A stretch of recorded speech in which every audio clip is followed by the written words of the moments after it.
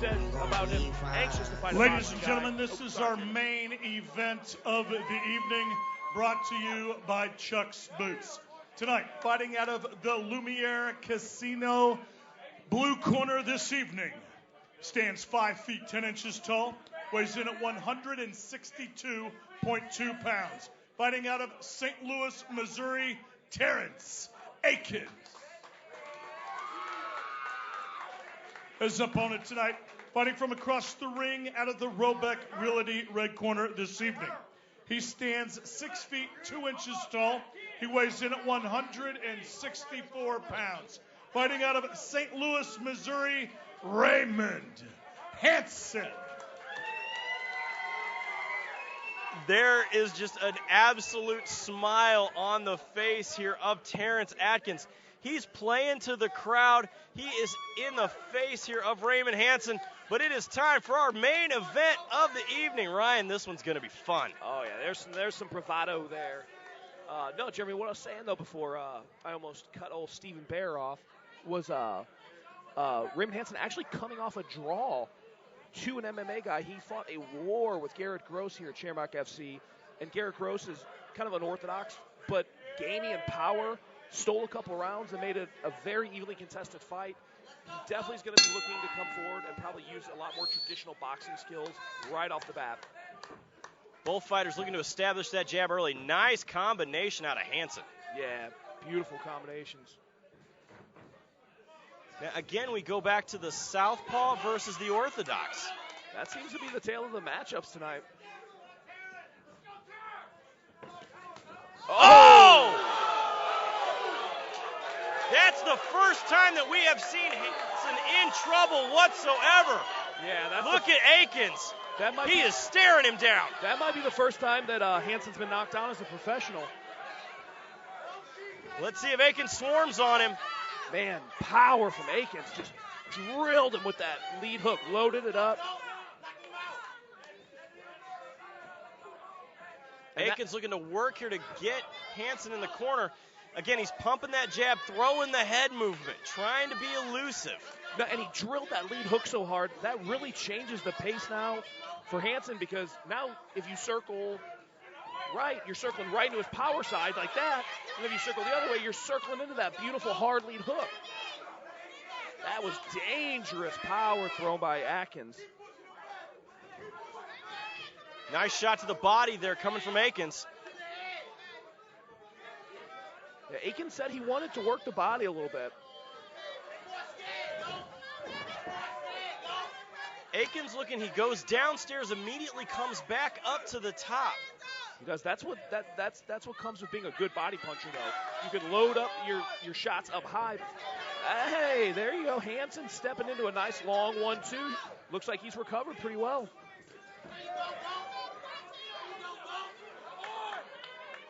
Akins has Handson on his horse a little bit here, backing up and running. Yeah,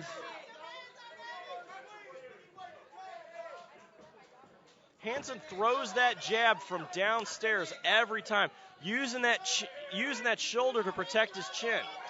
Yeah, wild throw there from Akins, gets warned by our official. Yeah, Handson's got a really, really pretty beautiful technical jab.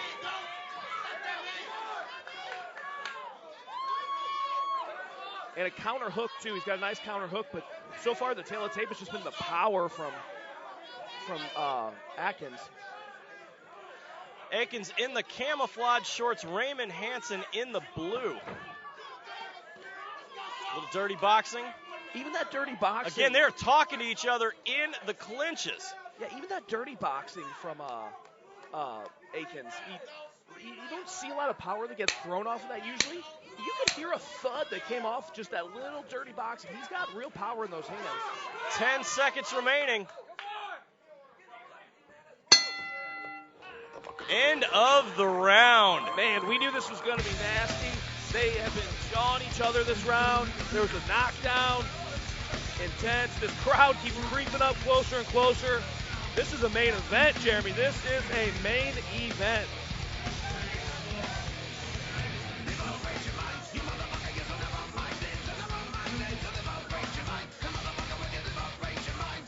I'll I'll say the big glaring problem in that round now, in this fight now, Handson's got to work his way from getting a clean 10-8 knockdown round. Absolutely. That puts you in a big, big hole. That is a huge one that he has got to climb out of.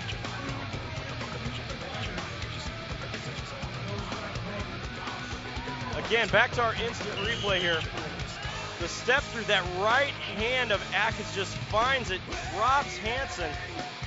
Again, now with that 10-8 out of the first round, Raymond has got to come back.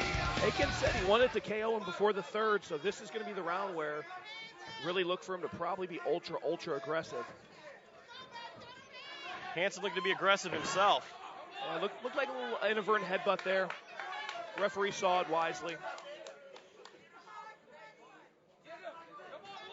Nice touch from Handson, though. Yeah, beautiful counter uppercut. Akins got kind of lazy on that jab and paid for it as he rushed in with that uppercut.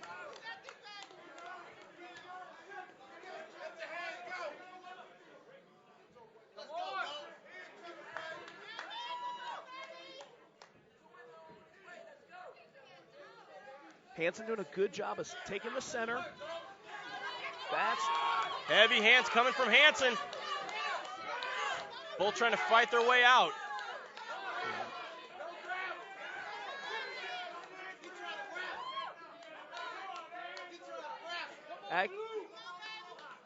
Akins saying he might be eating a little bit of headbutts in those exchanges, but nice shot from Handson. Again, ties him up. Looks like he could be trying to wear him down in those tie-ups too, because he's being very physical in those tie-ups, not just grabbing, but actually leaning a lot of body weight on him, pressuring him towards the ropes. Hey, maybe he learned something from fighting a bunch of those MMA guys. Very well. Oh, big again. Big hand coming right straight through from Akins there. I say those MMA guys like them's not my people. Yeah, exactly.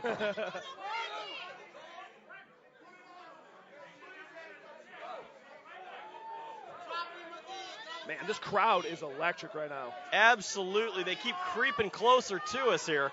Yeah, any closer, they're going to be in the ring. You're cut man, announcing, trainer. You're also security, right, Jeremy? Right, exactly. We'll push them back. It'll be just fine. As we are down to 1 minute remaining here in round 2 of this 4-round bout.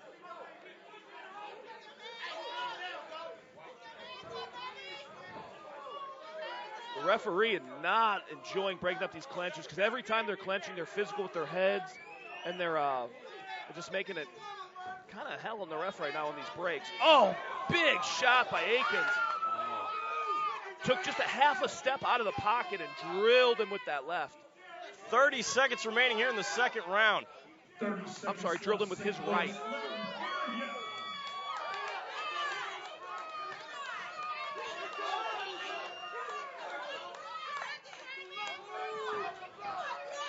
Again, another huge right hand there coming from Akins. He is trying to put something behind every one of these to finish it as we are down to 10 seconds in this round. Yeah, gotta give Handson credit too, for usually the one thing that happens whenever you get dropped, you don't step forward much until you really get your sea legs under you. He's been stepping forward, trying to get physical ever since that. This is probably the most in danger that we have seen Raymond Handson in his fights here at Shamrock FC. Yes, it is. It is the most dangerous it's in. He's fighting a guy with great hand power that's been able to hurt him already, but that could also bring the best out of Raymond Handson. Raymond Hanson's big knock has been he fights a little conservative, fights almost trying to be a little too pretty and tactical sometimes. He's in a dogfight now, and a boxing dogfight too, not an orthodox one. Yeah, he's got to dig deep here. Absolutely. A lot of punches and bunches coming out here of Terrence Akins. This is the kind of fight you need as a professional move on your career. A war, and so far, it's been a war. This has been an absolute war. Look at Raymond Handson staring him down. Yeah, Hanson's in great shape. Hanson's in great shape, even with being rocked. The referee gonna have a little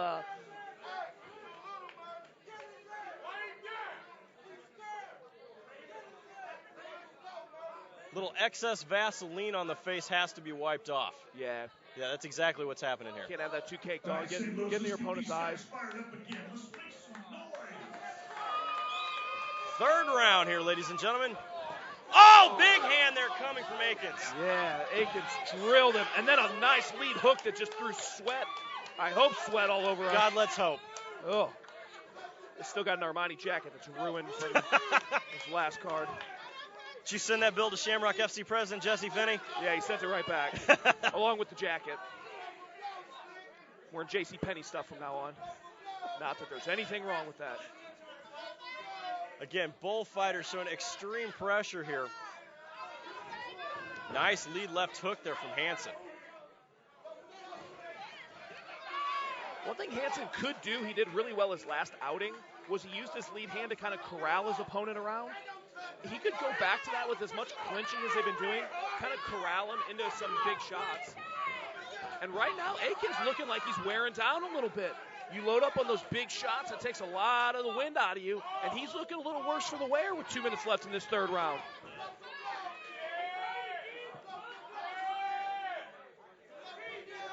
Yeah, Akins' hands are low, looking a little fatigued. Handson has to capitalize here then. He does. He's got to use this. If he could steal a knockdown somehow this round. Absolutely. That would put things back into perspective. Yes. He's still working against that 10-8 first round. Yes, he is. And that second round was close, too. That was a close second round. Absolutely close. Halfway through this round. Oh, look at Akins start to land bombs. There you go. Grab, recouped a little bit.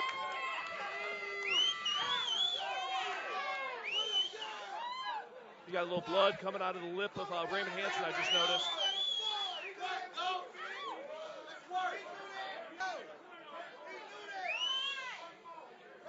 Akins' corner screaming at the referee that they need to take a point off for Handson holding, but so far it's just been good gamesmanship. Absolutely. It's a game plan. He's making it dirty. He's wearing on him, too. It's tiring to have somebody hanging on you, pushing on you. Look at Handson trying to land here, but that big left landed from Akins. Yes, it did.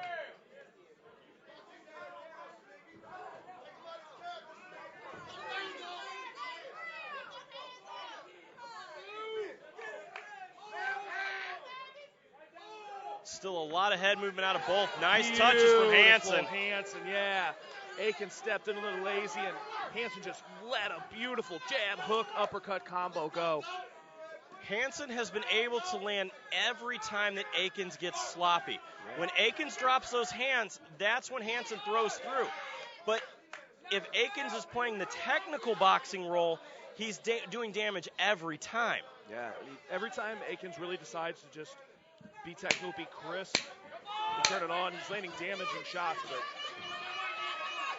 Handson pushing forward. Good head movement from Handson there, too. There we go. More smack talk at the end. We knew it was going to be like this all the way to the end.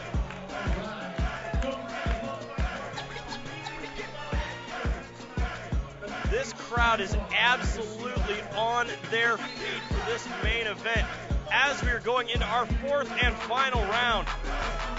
Ryan, this is a tough one to call, but with that 10-8 round and a lot of the damage, you have to see this possibly going Akins' way at the moment. You know, it's a tough one because the second round was close, definitely a 10-8 round the first. I give that round soundly to Handson. If Handson comes up, really does big things this next round, or even just securely wins it, you really wonder how that second round plays out. That's pivotal, because then you got 3 rounds potentially to Handson. There's a lot that's at stake this last round. This last round is huge.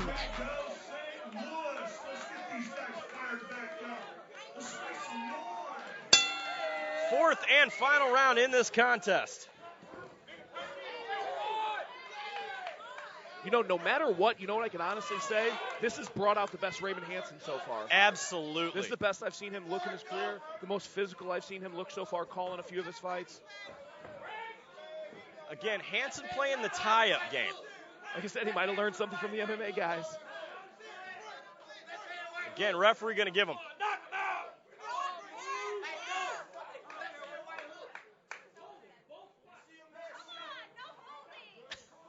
them. An official warning for both holding. Yes, an official warning for holding for both of them. Huge shots from Akins, but Handson answers right back, knocks the mouthpiece right out. Right out. They're gonna have a hell of a time trying to find that mouthpiece. That thing went clear into about the 6th row. Oh, they actually nice catch by Judge Rob Francis there. Rob Francis, he gloved that thing? I believe that he did. I thought it went sailing. Golden gloved. You know what? All the staff, great job tonight. The medical staff taking care of Gideon. Now you got the judges out there making Jim Edmonds like catches. Jeez.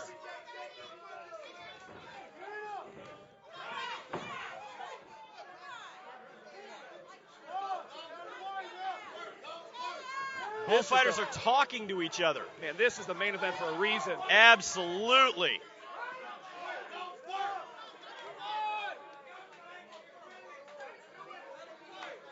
Deep breaths by Akins. Handson pushing forward here, working the body in that dirty boxing position, being so heavy on Akins. Yeah, most physical I've ever seen Raymond Handson. Super physical. Nice uppercut there. But this is what Akins doesn't want. He couldn't afford to fade this last round because now, again, it's just so questionable on how you're going to score this. I would absolutely hate to be a judge in this fight. Yeah. You know, you wonder with the mindset of him saying, I'm going to KO him before the 3rd, thinking he's dropped him a few times in training, if he maybe just put his foot on the pedal a little too hard too early, or if it's just the pressure, because Handson has come out and pressured him these last 2-3 rounds. Absolutely. The pressure here that Handson has been able to put on, but it's, again, it all comes down to that knockdown in the 2nd round. Yeah, and still dangerous from Akins. Don't get me wrong, he's still a dangerous guy even this late in the fight, but he just right now, Handson proven to be too much pressure for him. Absolutely, but both fighters looking to finish here. Yeah, not something I'd be super comfortable leaving to the judges, but at this point it looks like no one's fallen. And it is not for a lack of trying. No. Nice combinations out of Handson. Yeah. Akins can't really get anything going because every time he does try to get a flurry going, Handson wisely pushes him against the ropes, clinches him. Right there, yep, clinch body. You know, this isn't necessarily what the fans want to see, but it's smart boxing.